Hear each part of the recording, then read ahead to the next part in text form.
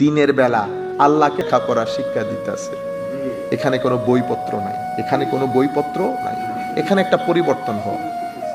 সম্মানিত উপস্থিতি, তো মুসল্লি মুফলেহ, আরেকটা মুসল্লিকে বলে মুসল্লি মাজুর। আমাদের কথা বলতেছে, আমরা চাই যে আমার মন এখানে থাকুক কিন্তু রাখতে পারতেছে না। আল্লাহ বলতেছে দূর, মাফ করে দিছে। হাদিসে পাকের মধ্যে বলছে কারো নামাজের জন্য 12, কারো 11, কারো 10, কারো 9, 8, 7, 6, 5, 4, 3, 2, 1, মানে সব নিচে নামতে নামতে কারোটা 1।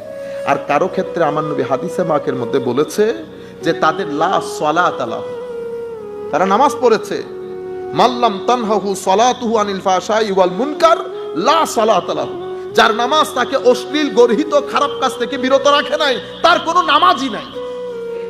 লা সালাত আলাহু। অন্য রাওয়ায়াতে বলেছে লাম ইয়াজিদ মিনাল্লাহি ইল্লা বুদা, তার নামাজ তাকে আল্লাহ থেকে দূরে সরিয়ে দেবে।